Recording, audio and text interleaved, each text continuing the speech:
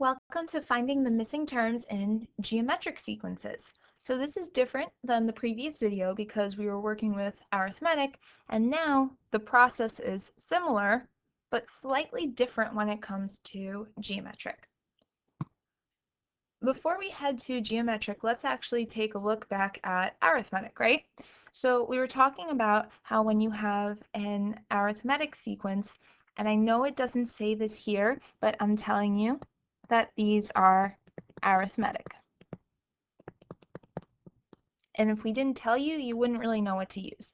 But if you knew that they were arithmetic, then each time as you're going from one term to the next, you're adding your common difference. So we can come up with an equation such as 8 plus 3d, because you had 3 skips, is equal to 104.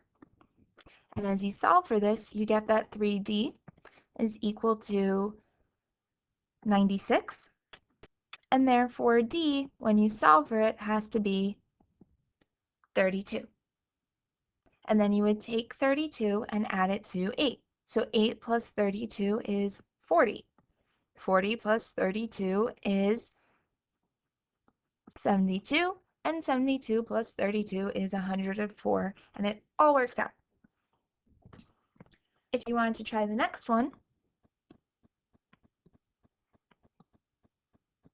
if you draw it out, you can see that you are adding a common difference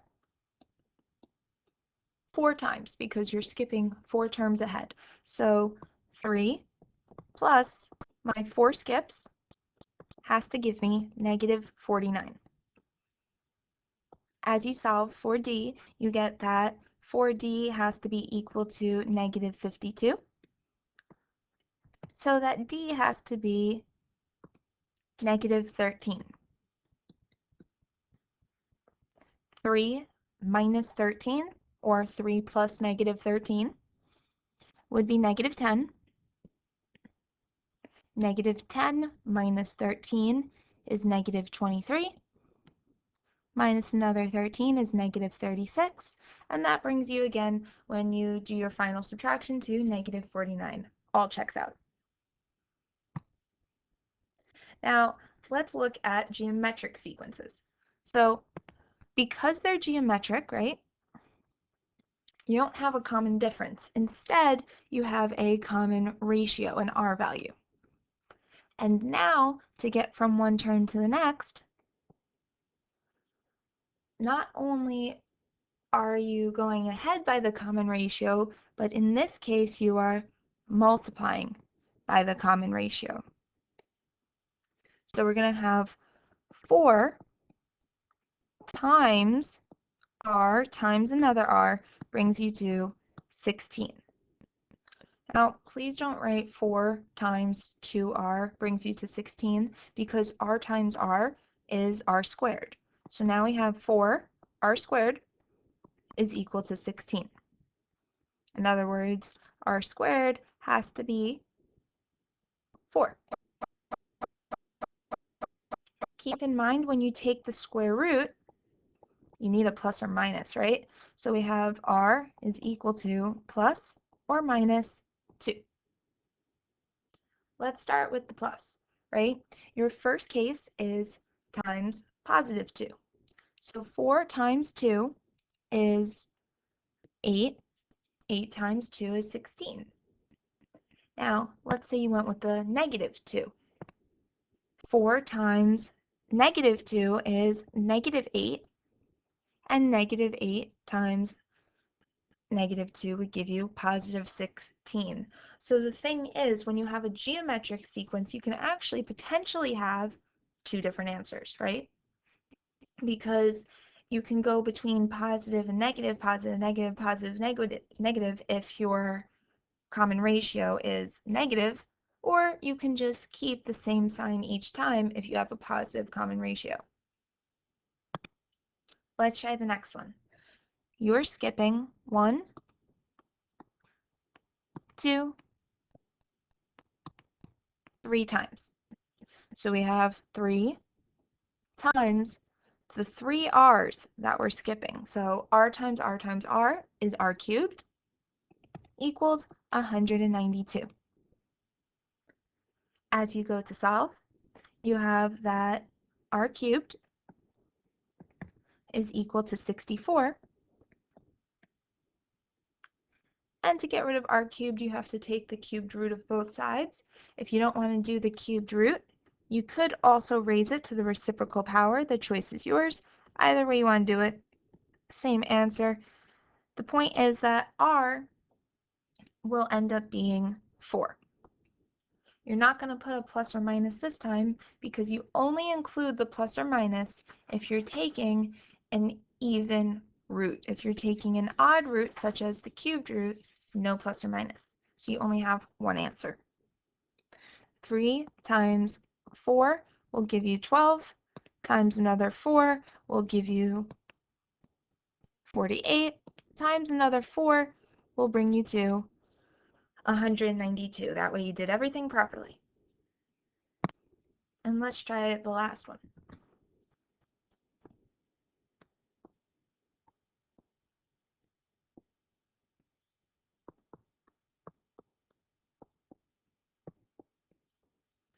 So we're starting with 5, and we're multiplying by r 4 times, right? We made 4 skips, and that brought us to 3,125. If you divide by 5 on both sides, you get that r to the 4th power is equal to 625. And then when you take the 4th root, or if you want to raise both sides to the 1 over 4,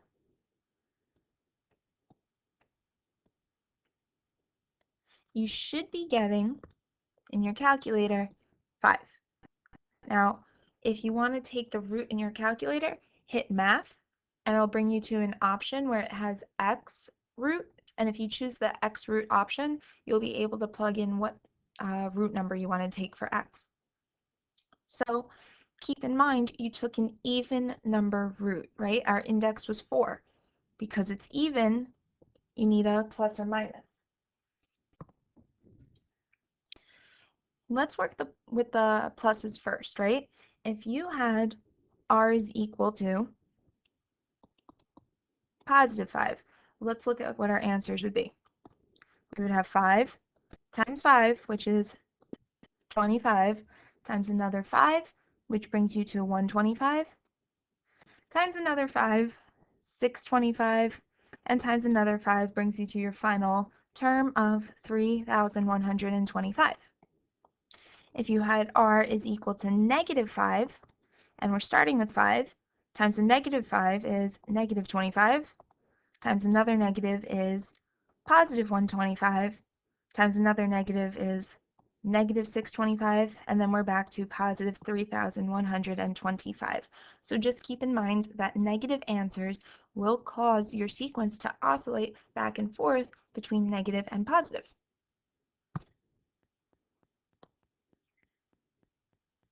So why don't you try this example on your own and then check back to see if you got the correct answer.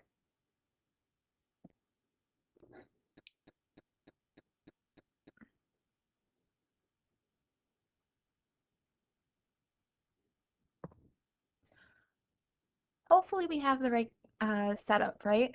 You're starting with 30, you are making 4 skips, so you have r to the 4th, and then you're being equal to 2,430.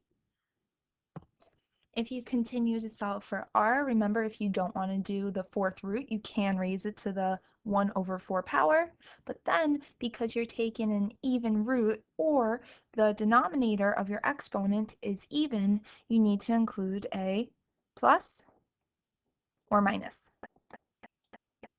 And then you're done because the problem's not asking for what are the missing terms. They're asking for what's the common ratio r, and you figured it out. So for this problem, try it again on your own, but keep in mind it's asking for the exact value. And remember that exact value means you don't want decimals. So keep that in mind.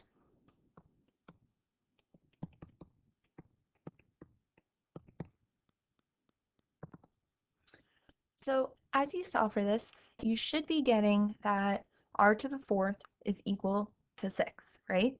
And then when you go and take the fourth root, you have that r is equal to something that becomes a decimal on your calculator, right? Because you can't take the fourth root of 6.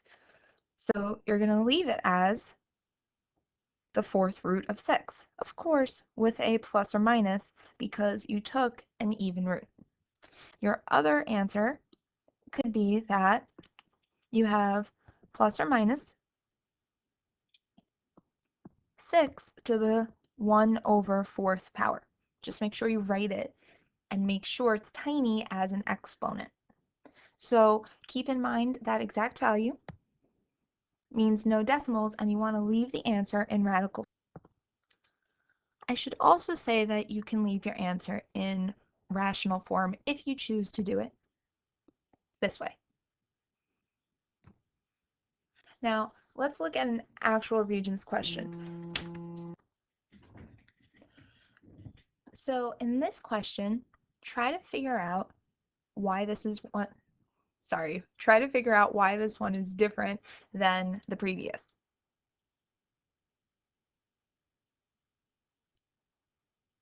They're starting off by telling you that you have the 8th and 10th term. So the 8th term is 64. Don't know what the 9th term is, but you know that the 10th term is 100. They're saying in this one, which is why it's different, is that it's either arithmetic or geometric. They're not telling you what it is, but they're asking for which one will not work as your 9th term. So you kind of have to do it both arithmetically and geometrically to figure it out. So pause the video, figure out what it would be if it was arithmetic, and then figure out what it would be if it were to be geometric. You gotta do the problem twice.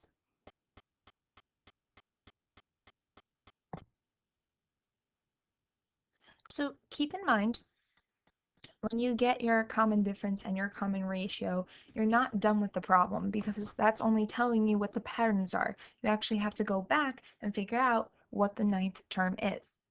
So we have that in the green one, your arithmetic sequence. If the common difference is 16, then 64 plus 16 will bring you to 80.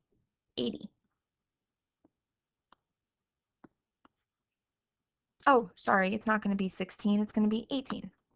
That's why things weren't working out. So your common difference would be 18. You have that you're adding 18 each time, and 64 plus 18 is going to bring you to 82. And then 82 plus another 18 would bring you to 100. So we know that 82 works. You can cross it off the list. On the other side, for geometric, you got plus or minus 1.25. So 64 times 1.25 will bring you to 80. And 64 times negative 1.25 will bring you to negative 80. So you get those two answers, positive 80 and negative 80, both work, which means negative 82 is the one left out. Now, did you have to do all this work? No, because you should know that here, anytime they give you these types of problems, there's really going to be two that are geometric, because geometric answers can always be positive or negative, and there's going to be two that are going to be if you were to do it arithmetically. But the thing is, arithmetic sequence can only have one common difference, right? You can't add 18 and subtract 18 and have it still work. So in reality, none of the geometric had to be done because it's always going to have those two answers for these types of problems. All you really had to do was the arithmetic work. Because if you did this and you realized that your common difference was positive 82, that should have gave you an indication that negative 82 wouldn't have worked.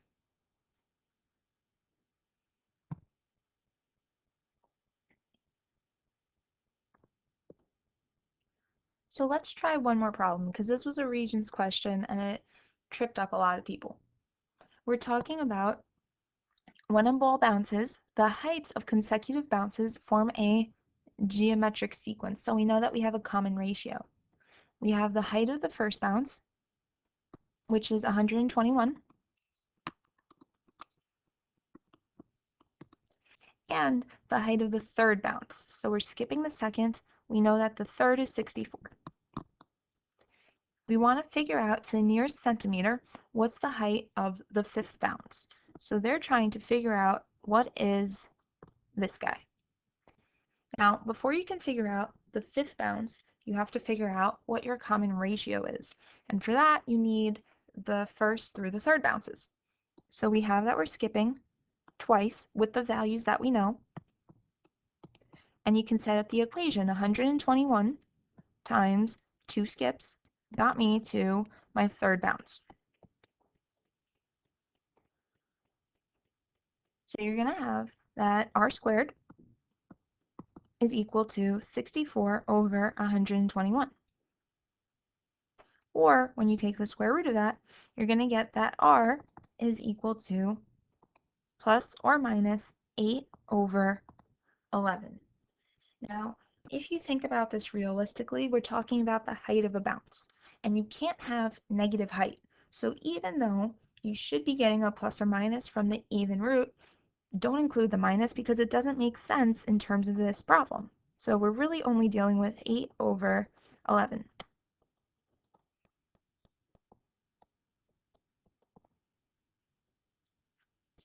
Now that you know your common difference is 8 over 11, you're going to take 64, and in your calculator, you're going to multiply it by 8 over 11. And please make sure that when you're doing this, 8 over 11 is a fraction.